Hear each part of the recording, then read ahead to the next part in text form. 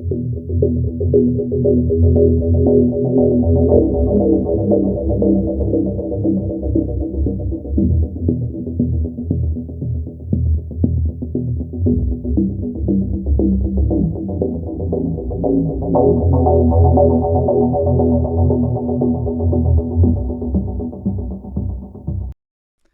everybody. I am Reverend Donna Seraphina. I'm a legally ordained spiritualist reverend and a psychic medium. On November 18th, I did the first reading on the case of the Idaho college students who were murdered. I gave a description of a man who had approached Kaylee in what I later figured out was most likely Friendship Square. Okay, it was somewhere along the main street. The description I gave of the man was that he was around 30, 6 feet tall, brown hair, a little curl in it, kind of looked Caucasian mixed with something slightly Mediterranean ethnic, wearing a black hoodie, later shoe size 10, 11, that he wore a camouflage jacket or shirt going up to the house, that he was wearing black shoes or boots, that he was likely a size 10 or 11 shoe, and that he left town, which he later left town by the time they found him, and a couple other things. And if you want to hear the whole reading, just go on to my YouTube channel, check my video page. The upload is November 22nd, and see what comes from there. Now, you're probably going to be wondering, well, what about the guy with the red hair? Okay, because right now the police are saying, oh, he was a lone wolf. He acted alone. He may have acted alone within the murder house. I don't know. I'm going to be doing a couple more readings. But I believe there's a connection. I believe that he engaged with somebody who has red hair, who also helped him kind of I spy, look out the house and stuff like that.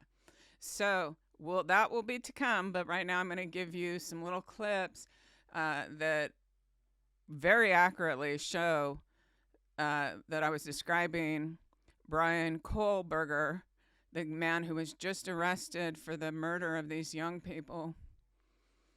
He's a criminology PhD student and a psychopath. Here it is. You tell me what you think in the comments. Oh, if you could please subscribe, please share my videos out. I want to grow this channel this year. That will help me. And my goal for 2023 is to speak the truth, to let you know what's actually going on rather than the hype and the stories that are put out there. Okay, I'm just going to leave it at that. I'll see you on the other side. All right, take care. I love you all. Bye. You're showing me his shoes again. They're definitely what he would wear hunting, but they're black. They're not those tan kind. I'd say his foot size is 10 or 11 or something. I don't know. Had a tiny bit of spirit energy. Okay, they're showing me one of the blonde girls now. I can tell them apart a little bit. I think it's the one that has a little rounder face. And she's doing something. So I'm just going to follow her a minute and I'll tell you. They're just showing me her. But we're walking somewhere. We're in that main street area of that little town. I'm seeing a guy talking to her.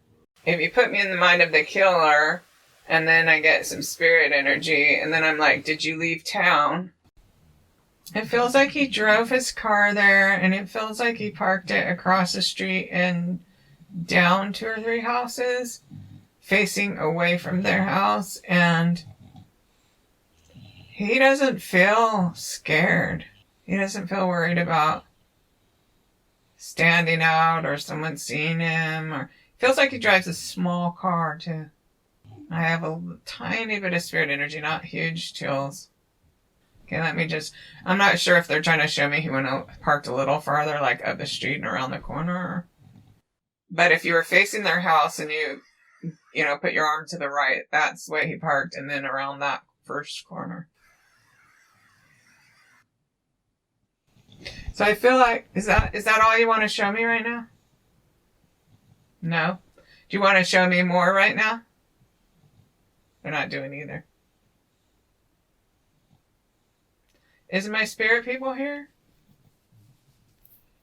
Yeah, they are. Is there more to see? Yeah, they give me spirit energy. Are you guys waiting for me to clear my mind?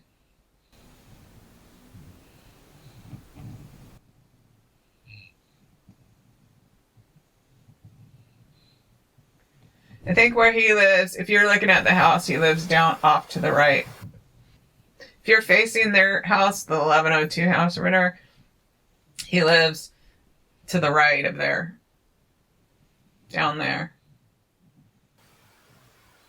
They give me big chills on both legs now. Is he live within a couple blocks of them?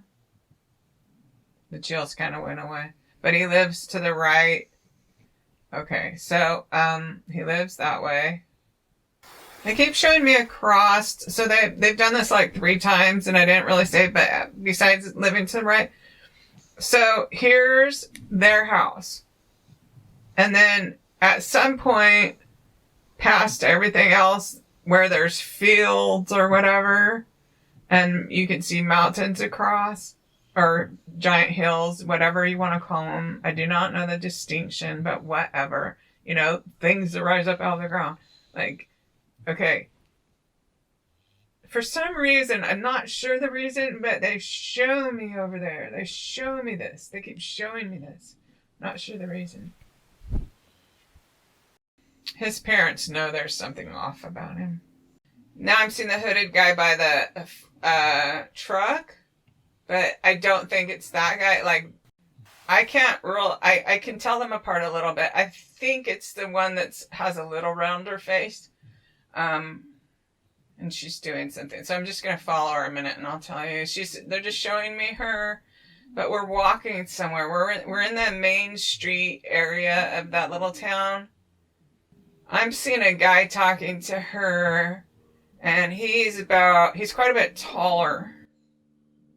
I mean, she sits on a bench, or it really feels like if there's a tree, and I'm getting chills on my legs, if there's a tree that has a bench surrounding the tree, like, you know how they put those half-round benches around trees sometimes? He's taller, and because this guy seems like he has like if he was like 6 feet tall or something like that, you know, a bigger build. And she's not really interested in him because so it's not that, it doesn't feel like she knows him. It doesn't feel like she's super interested in talking to him. She's definitely not interested in going out with him. Oh, he has brown hair. In fact, he looks different than the one that got killed, but he's larger size like that. And his hair is a little bit, it might have a wave in it, and it's thick, and he might be a little older. Okay, I have chills about that. He's a little older. So she doesn't totally believe, she's like wondering if he really even goes to college or not or something. He's wearing a black sweatshirt or hoodie or black. Now I'm seeing the front of the house again. It's like 11. So he feels, the energy of the guy who does this feels like, obviously he has a lot of hatred, and that's obvious, but I'm feeling his hatred right now. His hatred in general, of just feeling like, kind of like there's all this fresh candy around town, but he can't have any. And I have chills on my legs about that. Rejecting him. I asked them any clues about who he is. Now I have chills on my legs, so they're going to show me clues. The clues are, there's this tree. I'll find it. It's a tree on Main Street that has benches that circle around the tree. It's the guy that was talking to her there. This guy from Missing 411 comes in, and maybe they're trying to show me that his coloring or something is like that. Yeah, and I'm getting chills on my legs. So, see how you can't really tell what nationalities are mixed in with a lot of people, homogenous Americans. It's just, he has dark hair. He looks a little like that. I got chills on both legs. He looks like David Paulides. He's similar in looks to David Paulides. I got big chills on my legs. But of course he's not David Paulides. It's just that he looks like that. Coloring wise. Possibly a little face wise too. I'll be able to identify him on Facebook. If I can go see him, I'll be able to identify him if he's on there. If I can track down this business. And he has no remorse or anything like that. No remorse.